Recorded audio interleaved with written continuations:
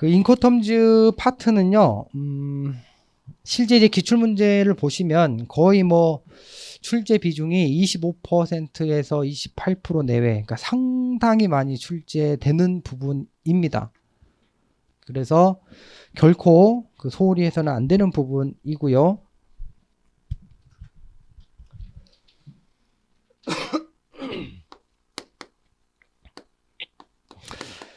자, 이 인코텀즈 부분을 보실 때는 이제 요 정도로 공부를 좀 해야 되는 겁니다. 그래서 그 첫 번째로는 뭐냐면 그 인코텀즈라고 하는 이 규범을 규범 자체로서 좀 이해를 할 필요가 있어요. 이거는 우리가 무역 실무를 공부하면서 처음으로 보는 이제 규범 또는 국제 규범인 거죠. 이게 제일 중요해라고 여러분들이 무조건 해야 돼라고 하는 것의 제일 첫 번째 나온 거잖아요. 인코텀즈, 뭐 CISG, 뭐 UCP 이건 무조건 해야 돼. 상황에 따라서 뭐 더 해야 돼 이렇게 얘기를 하잖아요. 그래서 이거는 무조건 해야 되는 부분인데 첫 번째 파트에서는 이 인코텀즈라고 하는 국제 규범을 규범 그 자체로 좀 이해를 하실 필요가 있겠고 두 번째로는 이러한 인코텀즈가 현행 적용되고 있는 이제 2020을 당연히 철저하게 분석을 해야 되겠죠. 그래서 2020에 대한 주요 내용을 이제 수업 목적 상으로 정리를 해 주셔야 되겠고요. 그 다음에 세 번째로는 인코텀즈 2020을 기준으로 해가지고 11가지 개별 규칙을 또한 철저하게 분석을 해야 되는 겁니다. 그래서 요거를 뭐 1차에서 했던 방식으로 많은 시간을 할애해서 하나의 조항에 나와 있는 모든 내용을 다 살피는 게 어찌 보면 가장 좋지만 비효율적이기도 할 뿐더러 너무 지겹기도 하고요.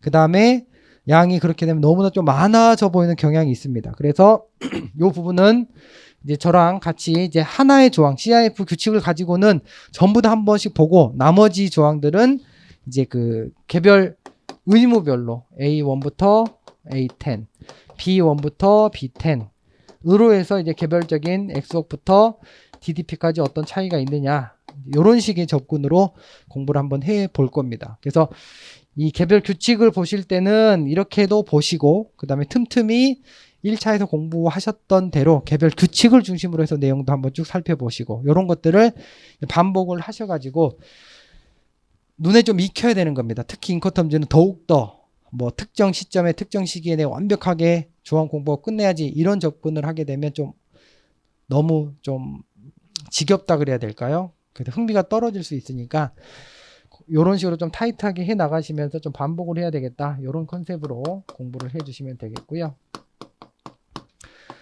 그 다음에 마지막으로는 이제 FOB하고 CIF. 그러니까 이거는 인코텀즈만 가지고 얘기하는 게 아니에요. 그러니까 인코텀즈의 현재 기준으로 하면 2020의 FOB나 CIF다. 이걸 공부한다라고 하는 게 아니라 정형거래 조건으로서의 관습이에요. 그러니까 FOB 관습, CIF 관습.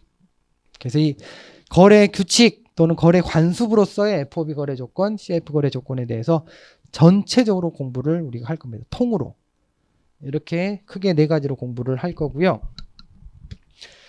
앞으로 이제 여러분들이 공부를 하시다 보면은 이제 규범에 대한 공부를 하게 될 텐데 이 규범에 대한 얘기가 나오면 요건 역시 여러분들이 그 바라보는 관점을 좀 정리를 해 주실 필요가 있습니다. 그 관점이라고 하는 거는 이제 의의와 정의는 우리가 기계적으로 정리를 해왔던 그 수준으로 가져가시면 되는 거고요. 그 다음에 세 번째로는 이제 연역적인 측면을 정리를 이제 하겠다라고 생각을 하시면 되는 겁니다. 그래서 그 연역적인 측면이라고 하는 거는 재정에 대한 부분, 그리고 만약에 개정이 되었다라고 하면 개정에 대한 부분, 그 다음에 누가 제정을 하였냐라고 하는 어떤 재정 주체에 대한 부분, 뭐 요 정도로 가져가시면 되는 거죠. 그래서 예를 들어 인코텀즈라고 하면 뭐 1936년도에 최초 제정이 되었고 ICC에서 만들었고 뭐 3653, 6776, 80, 90, 00, 10, 20 해서 뭐 8차 개정이 되었고 현재 8차 개정 2022에 적용된다. 이하 규정 상수할게. 이런 식으로. 그래서 외울 수 있으면 외워가지고 쓰면 되는 거고. 그러니까 이걸 처음부터 욕심낼 필요는 없다는 얘기예요. 그래서 하다 보면 외워지고 그렇게 되면 뭐 재정과 마지막 버전만 쓰고 해도 되는 거고. 그러니까 이거는 정리하는 역량에 따라 가지고 여러분들이 활용을 하는 문제가 되는 거고. 다만 공부를 할 때는 규범이 나오면 링커텀도 마찬가지고 CSG도 뭐 UCP도 다 마찬가지로 이렇게 규범 자체에 대한 이해를 좀 해야 된다라는 얘기고요. 그 다음에 네 번째로는 주기적으로 개정이 된다라고 하면 개정의 배경이 있을 것이고 재정이 되고 개정이 없다라고 하면 그게 재정된 배경이 있을 것이고 그래서 이 배경적인 관점에서도 정리를 하셔야 되는 거예요. 뭐 시험에도 물론 나오기도 했고요. 시험에 안 나왔다 하더라도 안 나온다 하더라도 이런 것들도 거의 뭐 통일된 거의 뭐 유사한 컨셉이에요. 그 유사한 컨셉이라고 하면 예를 들면 뭐냐면 인커텀즈라고 하는 게 계속 주기적으로 개정이 되어 와요. 현재는 8차 개정이 되었고 왜 개정이 될까요? 재정의 배경은 우리가 정형거래 조건에서 그 의미를 아는 거죠. 왜 주기적으로 개정이 되냐라고 물어보면 왜겠어요? 그렇죠. 상관습에 대한 변화를 수용하기 위해서. 그러니까 인커텀즈라고 하는 것 자체가 뭐냐면 상관습에 대한 부분을 문서화한 정형거래 조건이에요. 그 정형거래 조건이라고 하는 건 당연히 관습을 문서화한 것이고 이 관습은 당연히 바뀌잖아요. 인커텀즈가 바뀔 수밖에 없는 또는 바뀌어야만 하는 거잖아요. 이런 관점에서 본다라고 하면 운송도 역시 변하지 않아요. 예를 들면 인커텀즈는 1936년도에 최초 제정이 되었어요. 요 당시에 비행기 날아다녔어요? 컨테이너 있었어요?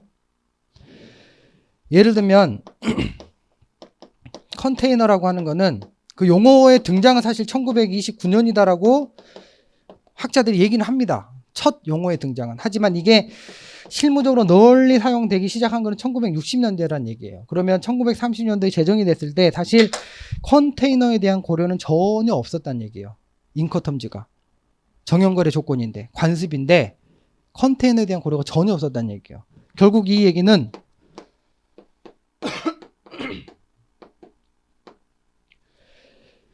컨테이너 운송이 복합 운송은 아니죠. 아니지만 컨테이너를 이용한 복합 운송의 효용을 극대화할 수 있거든요. 그럼 복합 운송이라고 하는 운송 형태도 대폭 늘어나고 있다. 요거 어떻게 해야 돼? 인커텀즈잖아. 정형거래 조건이잖아. 수용해야지 이런 얘기예요. 그러면 인커텀즈에서 복합 운송을 위해서 만든 규칙이 있어요. 하다 보니까 우리 때는 EXW, 뭐 FOB, 뭐 이런 것만 있으면 됐었는데 컨테이너를 쓰네? 복합 운송을 하네?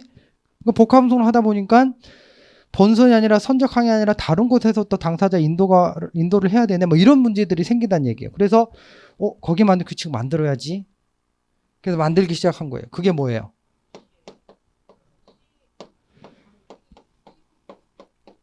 이게 이런 식인 거예요.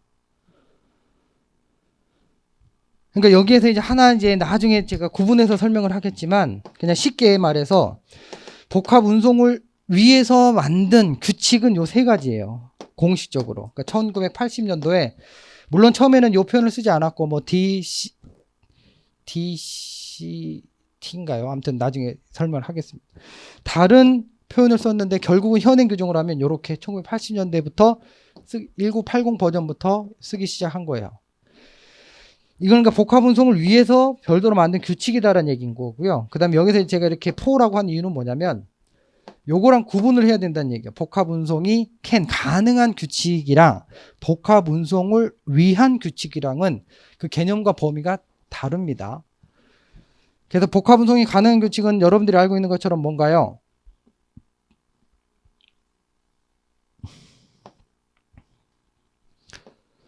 요거잖아요. EXW. 그러니까 EXW 파트가 뭐예요?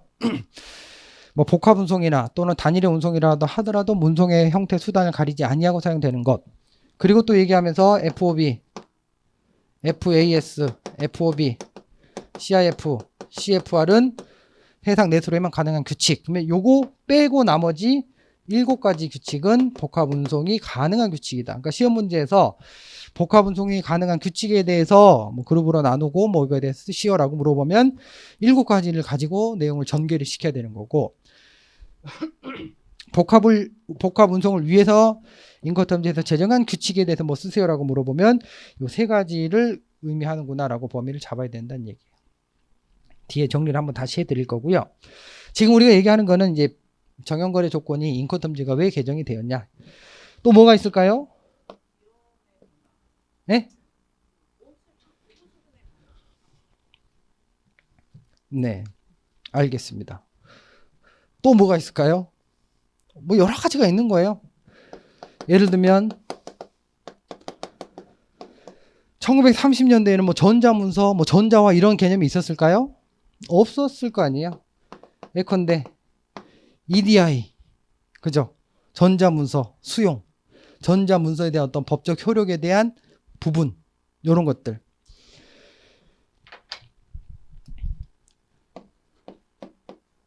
참고적으로 말씀을 드리면 사실 기존에는 문서, 서류 이러면 전부 다 종이 서류만 의도를 했잖아요. 전통적으로는. 하지만 점차 전자화된 수단으로 서로 교부를 하게 되고 전자화된 수단을 이용해서 어떤 신속성을 기하기도 하고, 그래서 전자문서를 수용을 하거나 또는 적극적으로 활용을 하는 그런 현상들이 일어나더란 얘기예요. 그래서 인커텀지에서도 그런 부분들을 명시적으로 어떻게 수용을 한 거예요. 이거 아니야? 뭐 크게 상관없어요. 그래서 예를 들면 지금 여러분들이 보고 있는 A1,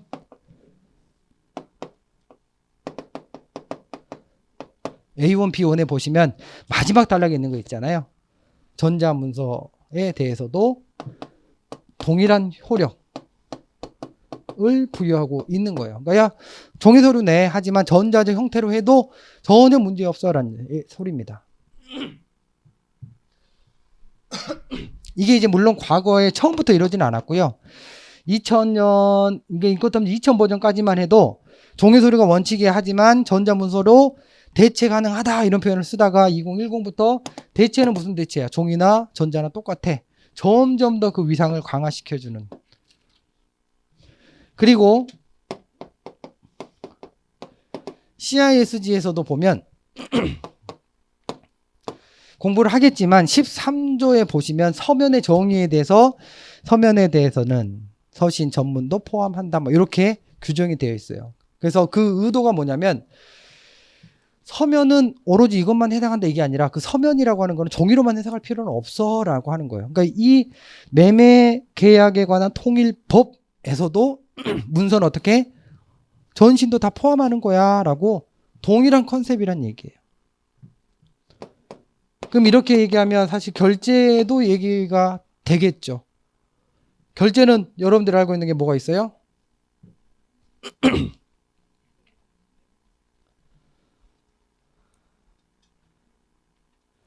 요거는 가장 일반적으로 얘기하면 EUCP 신용장이 전자적 형태로 제시되는 경우도 있어. 그랬을 때 EUCP라고 하는 규범이 그런 이유에서 만들어진 게 된 거고, 물론 신용장의 전자적 발행을 허용한다라고 하는 것은 사실 뭐 11조에 대한 내용이긴 합니다만 어쨌든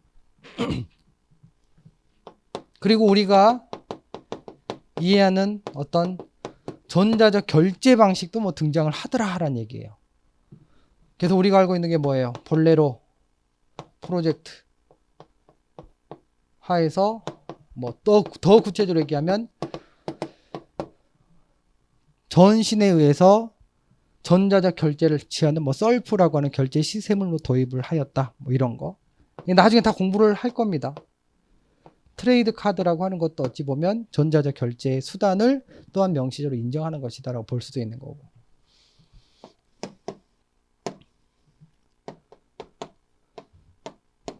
운송으로 따지면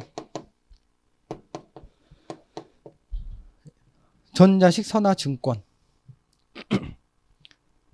그죠? 뭐 요런 것들이에요. 그래서 제가 이제 이런 부분들도 미리 그냥 써드린 이유는 뭐냐면, 야, 새롭게 생각하지 마. 다 똑같은 거야. 우리가 나중에 UCP를 공부할 때도, EUCP를 공부할 때도 이런 의미를 생각해가지고 위에다 쓰면 되는 거야. 관행이 바뀌고 서류도 종이 서류만 인정하는 경향에서 좀 벗어나서 이렇게 하고 있다라고 하는 부분들을 공통적인 현상 상황으로 하면은, 야, 인커텀즈에서 배경 따로 외워야지, 뭐 UCP 배경 따로 외워야 되지, 뭐 이거 따로 이렇게 외울 필요가 없다는 얘기예요. 그냥 그거를 그냥 바라보는 관점이 스스로 생기는 거예요. 그래서 대상이 뭐가 됐든 나는 이런 관점에서 다 분석을 해봐라고 하면 그게 외우는 문제가 아니라 그냥 외워지는 거야. 당연히 그걸 받아들이게 되는. 그렇게 하셔야 돼요. 미리미리. 그래서 보여드리는 겁니다. 자, 그리고 또 뭐가 있을까요? 인커텀즈가 왜 이렇게 계속 개정이 되었나?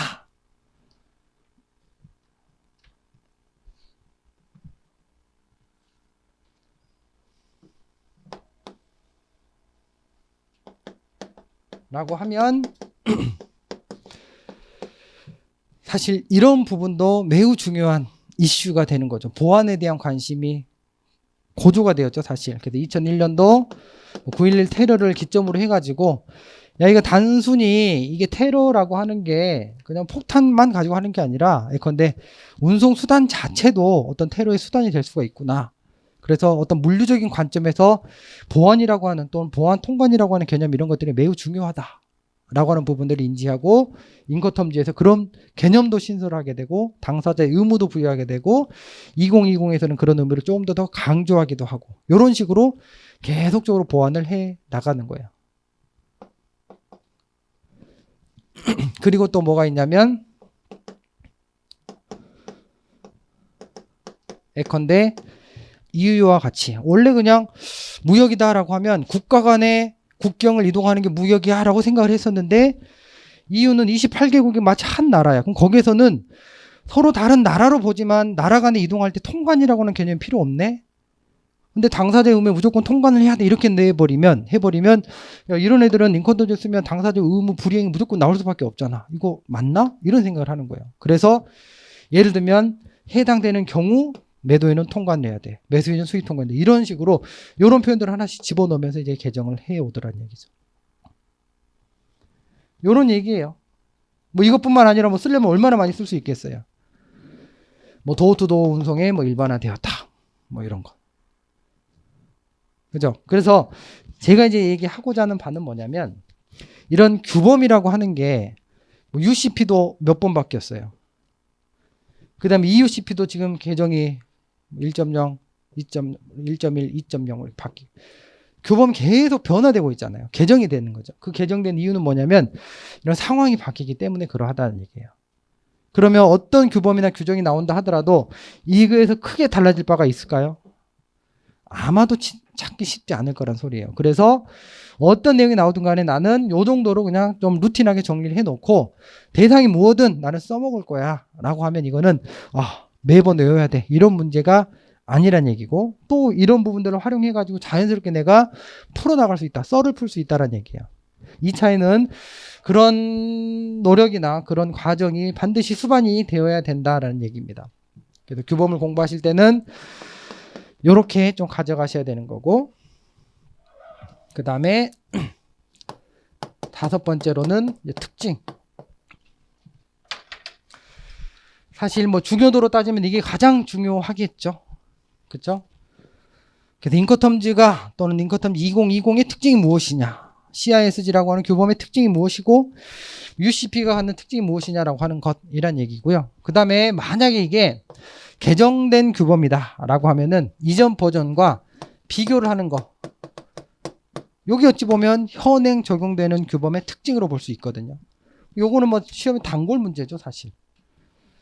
지금 인커텀즈만 가지고 얘기하면 2010과 2020을 비교하시오라고 하는 거예요.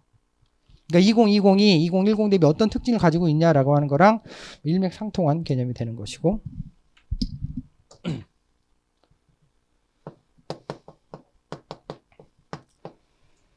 그 다음에 구성. 그래서 인커텀즈는 뭐 소개문 78개 단락으로 이루어져 있고, 개별 규칙 크게 두 가지 그룹으로 나눠져 있고 마지막에 뭐 조항별 비교를 두고 있다. 그래서 내가 더 할 수 있으면 안의 내용을 좀 더 디테일하게 써도 되는 거고 자신 없어라고 하면 뭐 안 써도 되는 것이고.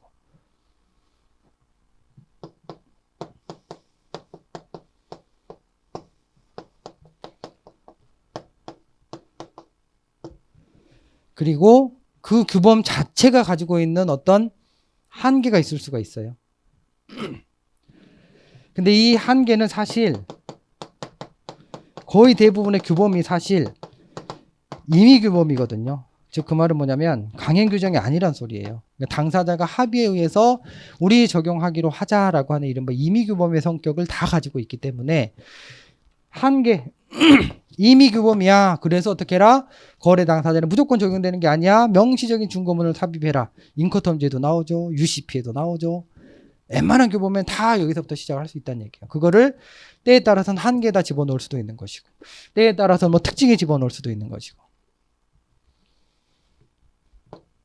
그리고 그런 규범을 사용할 때 그래서 뭐 유의점 물어볼 때 결국 한계를 활용하면 유의점이 나오는 거고요. 그 다음에 상황에 따라서 특정 테마에 대해서는 그렇기 때문에 당사자가 극복해야 될 방안에 대한 고민도 있을 수 있다는 얘기인 거죠.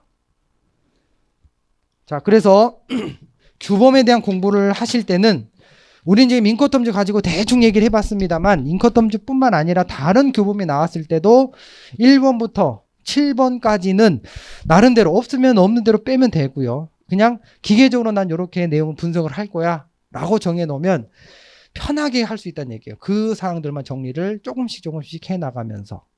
그렇죠? 그래서 그렇게 봐주시면 되겠습니다. 그래서 첫 번째 인커텀즈 자체에 대한 내용을 공부를 하실 때는 요 정도로 내가 해야 되겠다라고 보시면 되겠고요.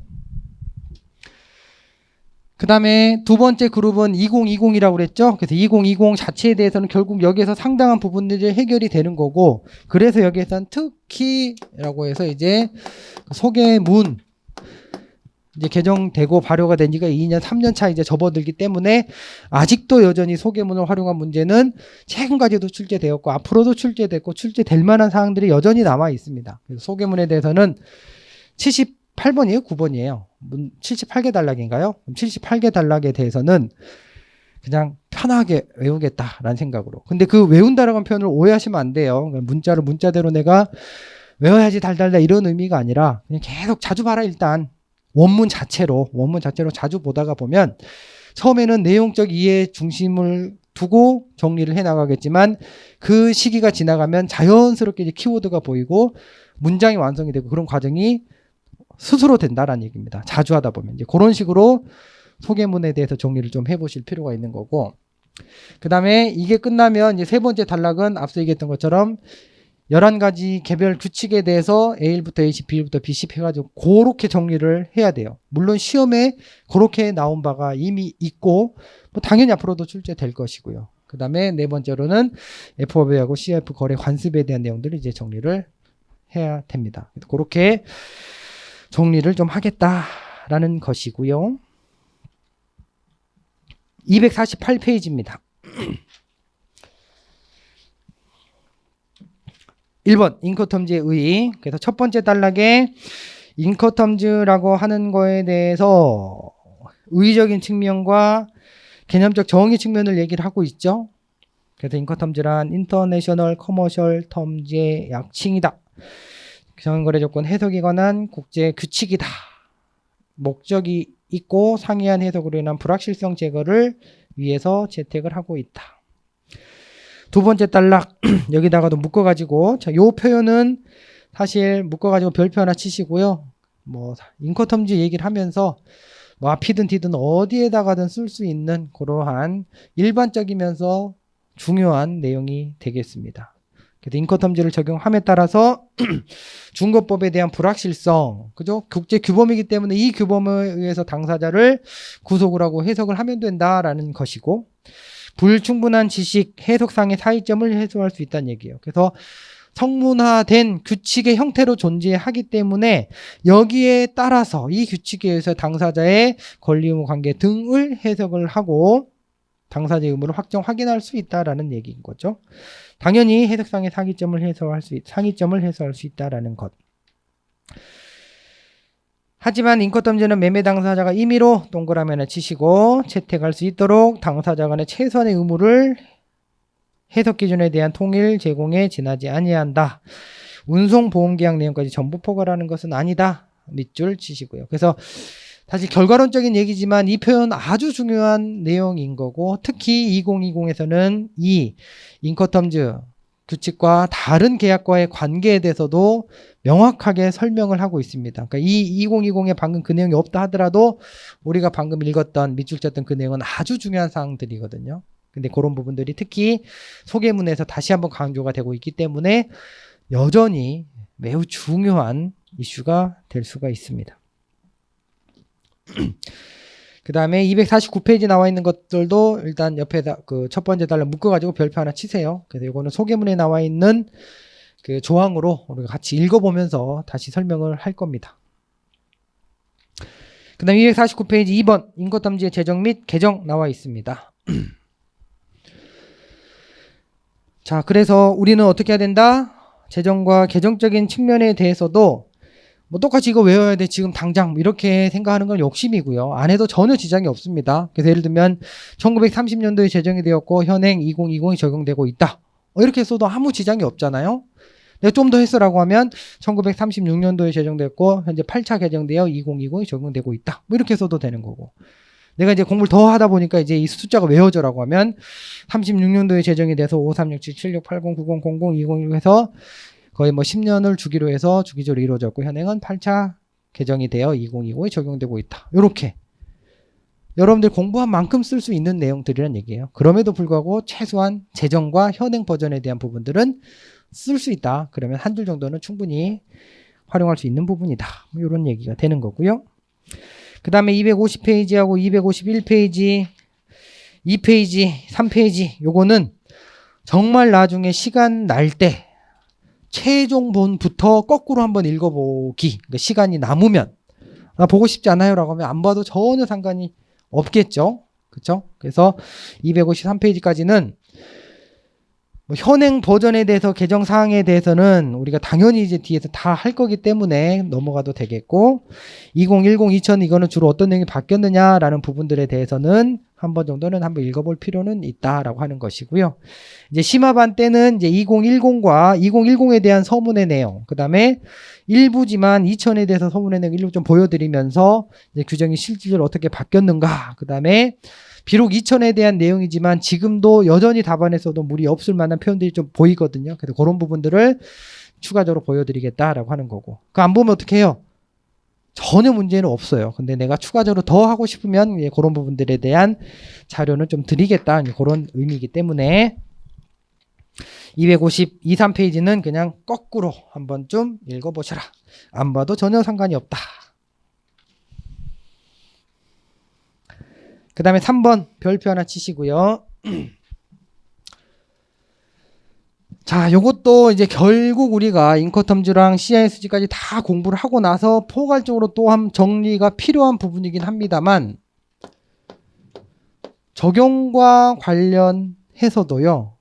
우리는 적용 요건에 대한 부분과 적용 범위에 대한 부분, 그 다음에 적용 대상에 대한 부분들은 정리가 좀 필요하다라는 얘기예요. 그래서 물론 인권탐지는 인권탐지대로 정리를 하는 거 필요한 거고요. 그 다음에 나중에 CISG까지 보면 이제 나중에 제가 정리된 표가 있습니다. 그래서 CISG까지 보면 그거까지 해가지고 이렇게 어떻게 차이가 나느냐 라고 하는 것들을 정리를 좀 하셔야 되겠죠. 그래서 결과로만 말씀을 드리면 인권탐지는 우리가 아까 한계에서도 얘기했다시피 임의 규정이잖아요. 그래서 무조건 적용되는 게 아니야 라는 얘기입니다. 그래서 인권탐지의 적용을 당사자가 원한다라고 하면은 인권탐지 2020이 적용됨을 버전까지 명시를 해야만 적용된다라고 하는 어떤 준거 문헌, 즉 준거에 대한 합의가 필요하다라고 하는 것이고, CISG에서는 이제 나중에 볼 겁니다만 1조 또는 2조 내지 5조를 통해 가지고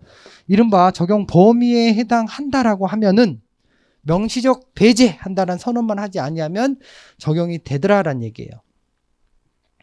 그 사항이고, 물론 이 두 개를 비교한다라고 하는 그런 관점에서 어떤 게 그러면 규범 간에 적용이 되냐라고 하는 어떤 적용 순서상의 문제는 사실 또 다른 문제이긴 합니다. 그래서 앞에서 간단히 말씀을 드렸습니다만 CISG 구조를 통해 가지고 이 부분들은 이제 해결을 하면 된다는 얘기고, 일단 우선적으로는 이제 이렇게 차이가 난다라는 것들 알아두시면 되겠고 그 다음에 이제 범위적인 관점에서 보면 인커텀즈는 당연히 정형거래 조건이다 라고 하는 측면에서 국제 물품 매매 계약의 어떤 정형거래 조건이다 라고 하면 국제 계약에 적용되는 거 당연한 얘기인 거고요. 하지만 특이하게 인커텀즈는 국내 거래에서도 명시적으로 사용 가능함을 2010 버전에서부터 공식 부제를 채택하면서 선언을 하고 있습니다. 그래서 국내 거래나 국제 거래에서도 사용 가능한 규칙이다라고 하는 것이고, CISG의 아주 중요한 특징이에요. CISG는 오로지 국제 거래에서만 적용이 되는 규범임을 선언을 하고 있다라고 하는 것이고, 이것도 이제 CISG 특징을 얘기를 하면서 조금 더 보완 설명이 가능할 거고요.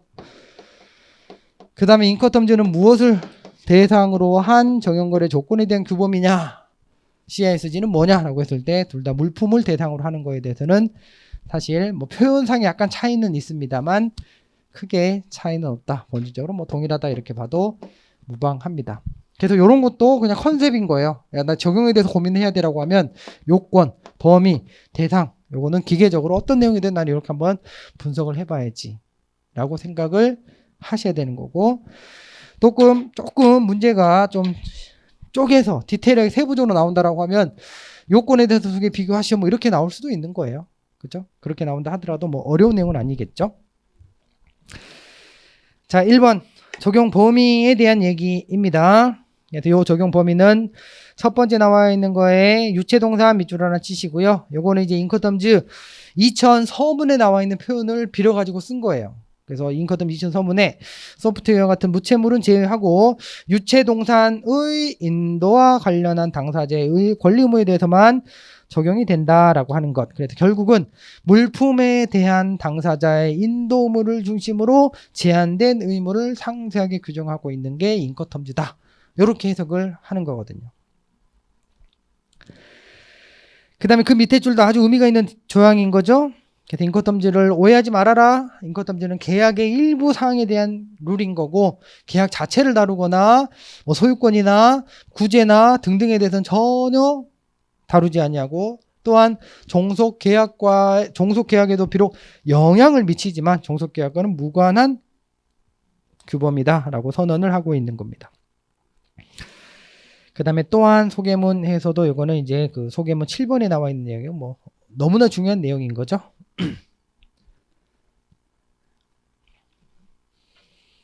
자, 그래서 양가로 1번에는 그 대상과 다른 계약과의 관계와 그 다음에 적용 그 범위, 이른바 룰스 두나두라고 하는 소개문 7번 규정까지 활용해 가지고 제시를 하고 있습니다.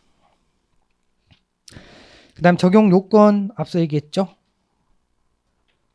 명시적인 합의, 중고에 대한 합의가 필요하다. 즉 강행 규정이 아니다 라고 하는 그런 부분들 정리를 해주시면 되겠습니다. 자, 그렇게 해서 이제 그 첫 번째 테마인 인커텀즈 규범 자체에 대한 얘기를 해봤습니다.